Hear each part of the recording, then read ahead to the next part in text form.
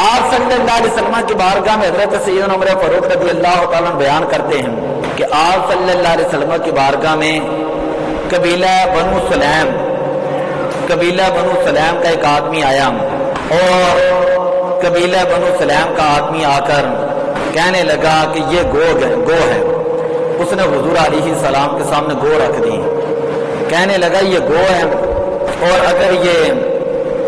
گو جو ہے یہ کہہ دے کہ آپ اللہ کے آخری نبی ہیں تو میں مان لوں گا کہ آپ اللہ کے آخری نبی ہیں۔ میرے آقا صلی اللہ علیہ وسلم نے گو سے سوال کیا کہ اے گو من تعبدو، کہ تو کس کی عبادت کرتی ہے؟ گو کہنے لگی الذی فی السماء عرشہ، میں اس رب کی عبادت کرتی ہوں آسمان میں جس کا عرش ہے، وفی الارض سلطانہ، زمین پر جس کی بادشاہی ہے، وفی البحر سبیلہ، اور سمندروں پہ جس کا راستے ہیں، وفی الجنتی،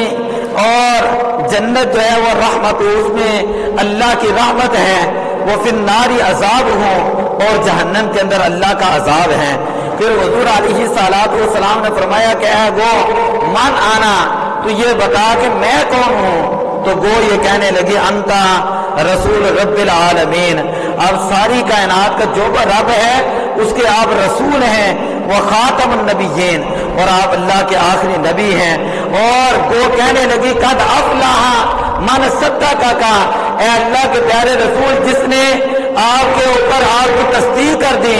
آپ کا کلمہ پڑھ لیا، وہ بندہ کامیاب ہو گیا۔ وقد خاب من کذب،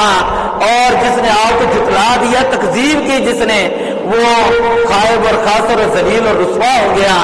جب وہ دیہاتی نے یہ معاملہ دیکھا تو اسی وقت وہ کلمہ پڑھنا لگا اور کہنے لگا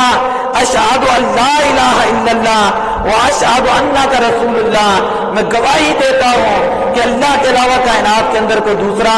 خدا نہیں ہے، اور آپ صلی اللہ علیہ وسلم اللہ کے آخری رسول ہیں۔